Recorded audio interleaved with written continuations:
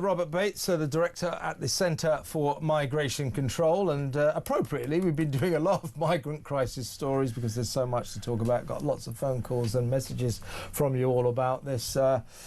Someone said, this is from L, Doki, this is from LOL, it said, why don't we call it the okie dokie? It is. You put the one migrant in, you take the one migrant out, you do the hokey cokey, and you turn around.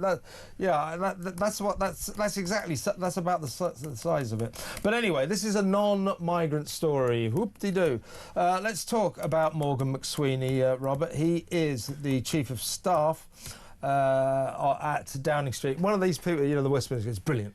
In the Westminster game, brilliant strategist. Yeah, no one ever knows why they say it. They just fantastic. Yeah. Let me tell you, folks, when the Westminster bubble gang, you know, the MPs and all the spads and all, they go, brilliant.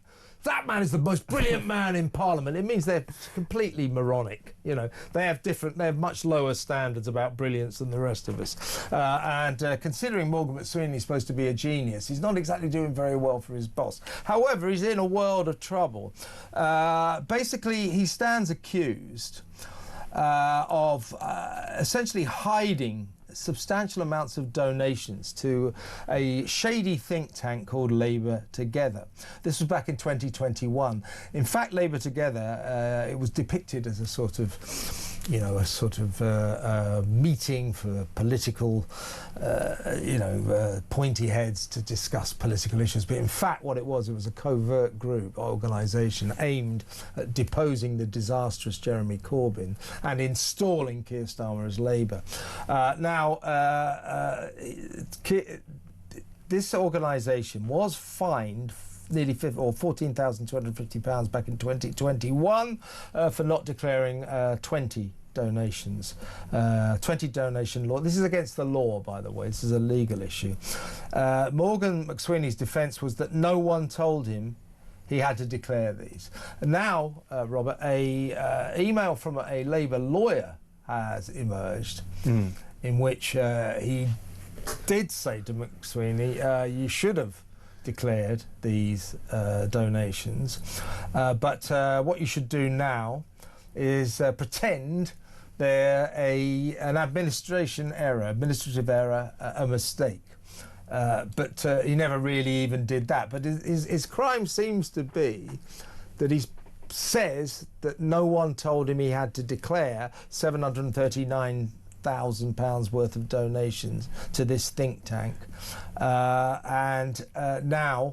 the Tories, they smell blood and they say he broke the law, the police should be called in and he has to go.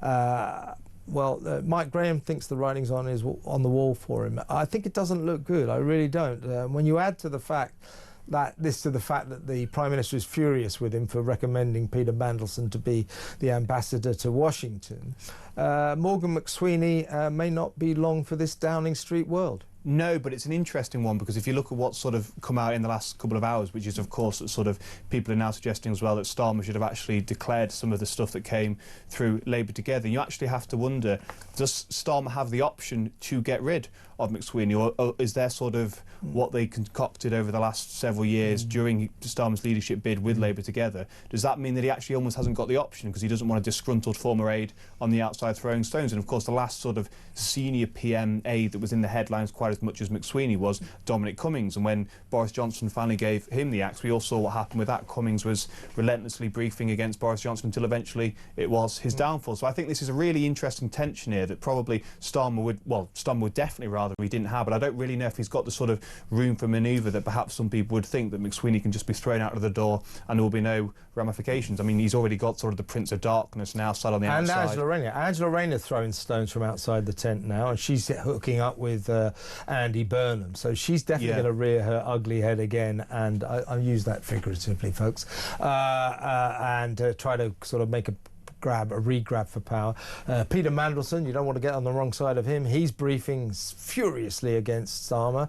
And you're right, Starmer won't want to make another enemy. And also, if McSweeney has to go, it will only add to the aura of shambles surrounding this Prime Minister. Well, exactly. And can he really afford to lose someone that has been such a close part of his ascent to the top of British politics? I really think, you know, Starmer's in a position now where actually we're talking about whether McSweeney's the one that could be going. I think Starmer's probably in an incredibly perilous situation as a result of just this sort of stacking up now he's got of enemies, and if you're going to really throw under the bus somewhat, of sort of get rid of someone that has been so big a part of your political ascendancy, you really are in a position where you just don't know what kind of deluge of stones could continue to be thrown at your tent. So I really think Starmer's not got the room for manoeuvre that he would perhaps wish he did have on this issue. But it just goes back to, do you remember Andrew Marr after the general election, sort of, you know, for the first time in ages, Britain looks like a little haven of peace and stability. Well, that stench of Sleaze is well and truly back in Downing Street again, not long after the Tories. Sleaze, shambles, chaos, and if Morgan McSweeney goes, Mike Graham says this, a lot of other people say it, won't be long before Starmer goes as well. Roll on that day. Robert Bates, thank you so much.